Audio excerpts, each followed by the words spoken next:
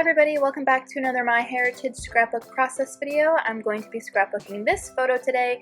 It's 4 generations of women on my husband's side of the family. The woman second from the right is my husband's grandmother, and she's the one who has compiled all of the family albums for his side. If you've watched my channel, you've heard me mention all of the great notes that she's kept, and that's her.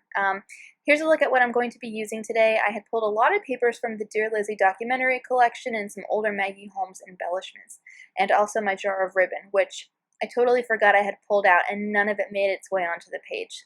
So I'm holding that to the side for next time to make sure that I use it.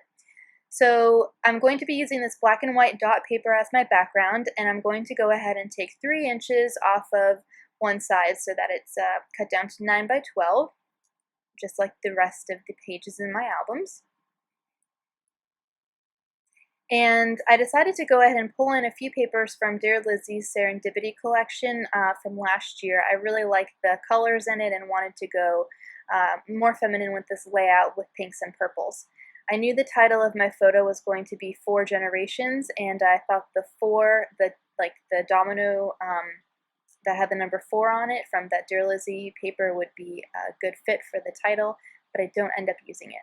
So here I'm just going through a bunch of different papers that I had pulled, including a couple from the new Maggie Holmes Shine collection, but I don't end up using them. I thought I was going to use a lot more pattern paper on this layout than I actually did. So just to kind of get an idea of what other big elements I'm using, I went ahead and pulled out the cardstock sticker sheets from both the documentary and Shine collections, and I'm just looking to see which pieces I might use. I like to have an idea of the larger pieces that I'm going to use on my layout before I start adhering everything. So here I am just kind of trying to layer that domino behind the photo, and then I'm going to mat it. I just am trying to figure out the placement for the title before I get everything stuck down. But I knew I wanted to map the photo with this purplish color paper, so I went ahead and did that.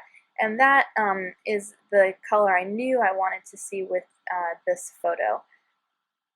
It just seems very feminine to me. Next, I'm going to start working on my title. So I had pulled out a couple thicker options, and at first I went with these from the Maggie Holmes Confetti collection. So I'm just putting the word Generations onto the wax paper so that I can move it around easily. But I ended up running out of room. I didn't realize how long this word was going to be, so I had to grab another small piece of wax paper, and there you see that it runs off the edge of the page, which is not going to work. I remembered that I had the cardstock sticker sheet from the Serendipity collection. As you can see here, I've barely used it, and I'm going to use a few larger elements from the sticker sheet, including that rose gold scalloped edge. So off camera, I figured out the placement of a lot of things, including that large floral that's going to sit to the top right of the photo.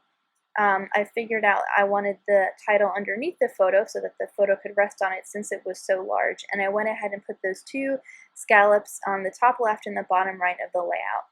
So here I'm deciding to go ahead and switch to the Shine thickers. I think they're called Detail, and I'm going through the die cuts that I had originally pulled from I think the original Maggie Holmes collection for crepe paper. I swapped out that 4 on the domino for this little 4 from the ephemera collection, and then I'm going to go ahead and pull out my tile stickers for the year. Being sure to include the year on each one of these layouts so that you can see, at a glance when the photos were taken. I estimate this is about 1928, no later than 1929, but I just went with 1928. I was able to tell because the infant in the photo is my husband's aunt, and she was their firstborn, and I know when she was born, so I'm basing it on that. So I'm going ahead and getting the rest of my stickers down for the title, and then I'm going to go back to the Shine sticker sheet. And I'm trying to balance out the embellishments on the top right and the bottom left of the photo. So I'm building a little cluster there with that banner, and then I put one of the resin flowers from the original Maggie Holmes collection. Actually, that might be from Flea Market, I'm not sure. And I wanted to put the date originally on the top left of this layout. So I cut down a label sticker from an ephemera pack so that the title had somewhere to rest. But I fidget around with it a lot and it just doesn't end up working in the end. It just looks too busy. In fact, that scallop piece ends up moving over to the right, and the one on the bottom ends up moving over to the left. Next, I get my journaling on the page, and I'm simply identifying the ladies in the photo, and 3 out of the 4 of them are named Palmyra. So I'm being sure to also include their age, because I just think that's interesting to know. I titled this layout 4 Generations because that's how my husband's grandmother, Palmyra, had labeled it in their album, so I thought that was, just kind of a nod to her. In fact, my title on journaling is exactly what she wrote in the album. So it's 4 Generations, and then I'm just writing Palmyra, Palmyra, Palmyra, and Anna. And that's it. It's a quick one. Here's a look at my finished layout along with a few close-ups. Thanks so much for watching, you guys, and I will be back soon with more heritage layouts. Bye!